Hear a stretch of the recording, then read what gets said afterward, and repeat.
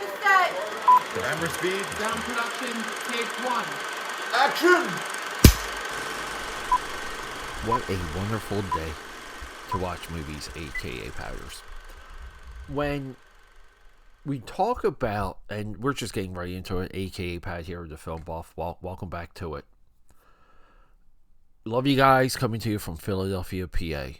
So, before Jaws, before Star Wars, and even before the 77 Superman, right? Like, that's those three movies. This is your three-headed dragon. That's the birth of the American blockbuster. Too many documentaries, books, low-hanging fruit journalists will claim it was Jaws or Star Wars. They never grouped these three movies together. So before then, right, we're going through like Hollywood lore here. The 70s was this rebellion period. The 60s, everything was too perfect on screen. Even our corrupted characters were beautiful to look at, but there was no grit. There was no realism. A lot of Hollywood studios, because of this, they spent their money on giant epics, but a lot of Hollywood was running out of money, so they gave the keys over to the kids, and the kids started a revolution. That's makes 70s cinema so legendary right now. So from the 60s, we move into the 50s. A lot of black and white. The old style Hollywood system that died out in the 60s is still churning. In the 40s and the 50s would give us our first genres, our first blockbusters, our first, we know audiences like this, which would be Heroes and Tarzan, Pirates, Robin Hood. Audiences like this, and to counter that, within the 50s, it was like a rise of monster horror, thanks to like Universal Studios. And we want to say, like, the big concepts fizzled out in the 60s for a lot of different reasons. Like the special effects industry, for example, wasn't invented yet. You would have to wait for Lucasfilm and then Star Wars for that. The pirate movie and the war movie and Cowboys and Indians and King Arthur, Camelot, Robin Hood. These are a lot of the themes that drove the interest of the American populace. So in 1995, I still am big on them. Rennie Harlin, Nightmare on Elm Street, Die Hard 2. Rennie Harlin, and I believe then wife Gina Davis, back when Gina Davis was hotter than hot, we got this return of the pirate movie.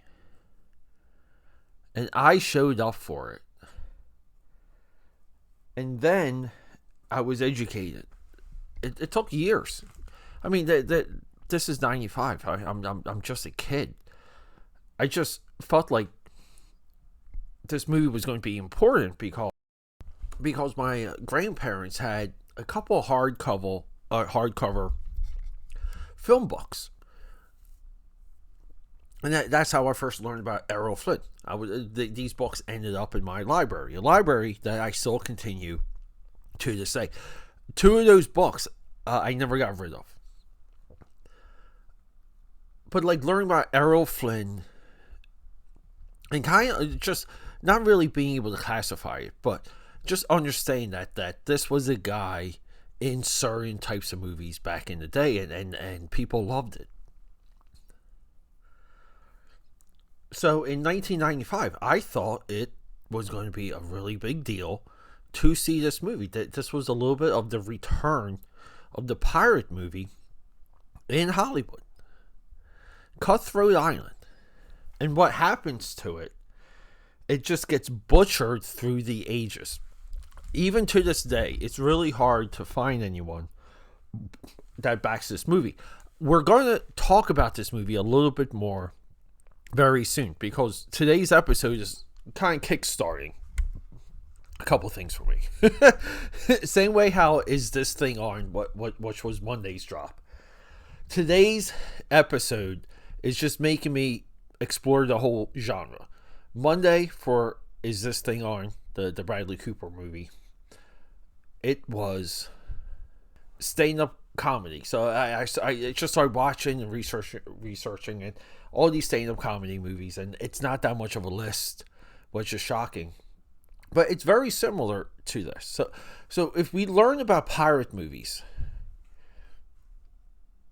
we get like two failed comebacks of the pirate films. We get Cutthroat Island, which was just this labeled one of the biggest bombs in box office history, and it sucked, right? But then you guys know what's coming, right? We fast forward 2003. Pirates of the Caribbean. Pirates of the Caribbean. Curse of the Black Pearl, 2003. I remember seeing this one in the theaters. And it just blew me. I couldn't, like, even the DVD. I love watching the DVD.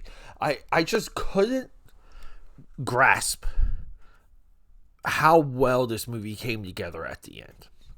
And it does well, right? Like, so Cutthroat loses $150 million. Pirates of the Caribbean costs $140 million. Okay, right? Pirate movies with or without inflation kind of cost the same. It makes $700 million. The sequels, I flip out for. I still believe to this day, Pirates of the Caribbean 1, 2, and 3 it's one of the most underrated trilogies of all time. And just the way how they tied everything together, it's the best. We're making a trilogy number 2 movie. Like we can argue that Dark Knight is that, because everyone knew if Dark Knight was successful, you were immediately getting that third movie. So they bake things into the dough at that point. But the pirate genre, like on film, right? Like we get this, what is it? The Black Sails or something. We get this Michael Bay produced star show, right? Like some people like that, but it's still not a experience. And I call films experiences because it's hard to compare films to anything that's an episode drop. The film going experience, right? So we fast forward 2026, The Boys at Amazon. I see this trailer for this movie called The Bluff. And it's got Priyanka Chopra. She's in like so many things nowadays. But it's got Carl Urban.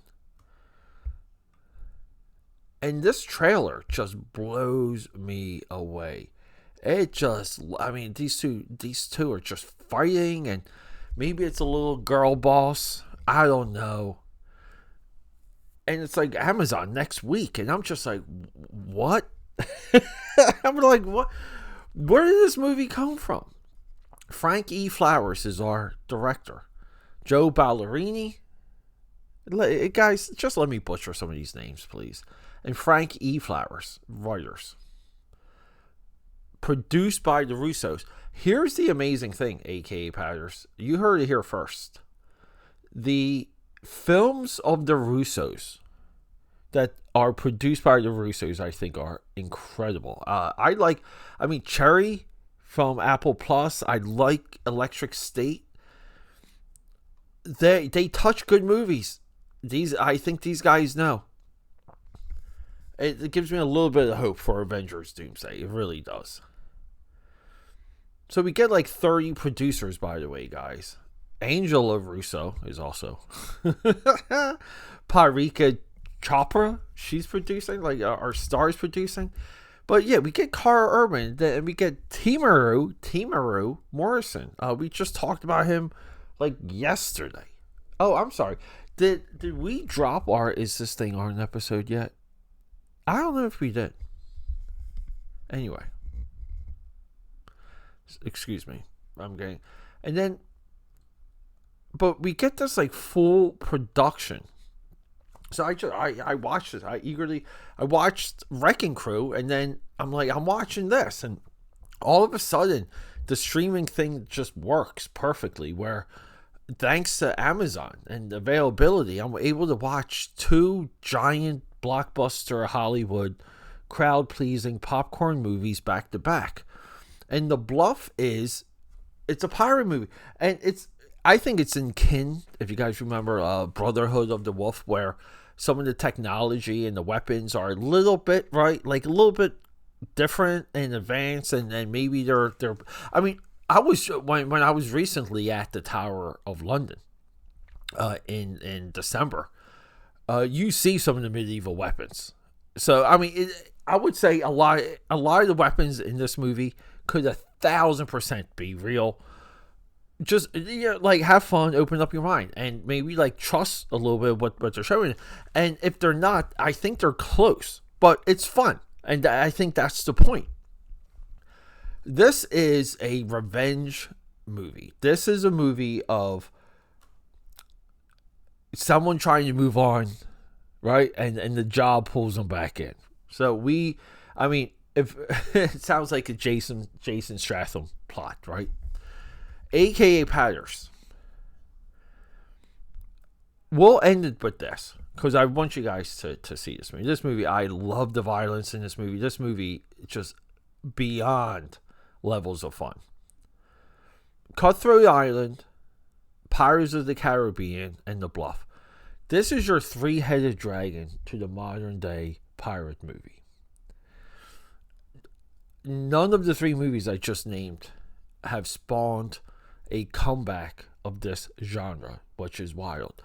Pirates more spun off like naval dramas, very similar, AKAPADers, to how Lord of the Rings spun off historical, like, horse big army dramas, like Troy, Alexander. Like Troy, they took all the fantasy stuff out of Troy, they made it like boiled down and realistic.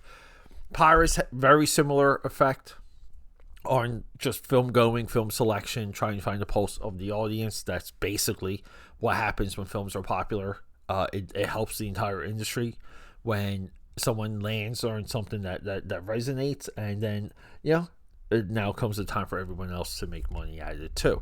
But AKAPADers, The Bluff is one of the greatest pirate movies of all time. I love you, and rock and roll. Okay, that's a wrap.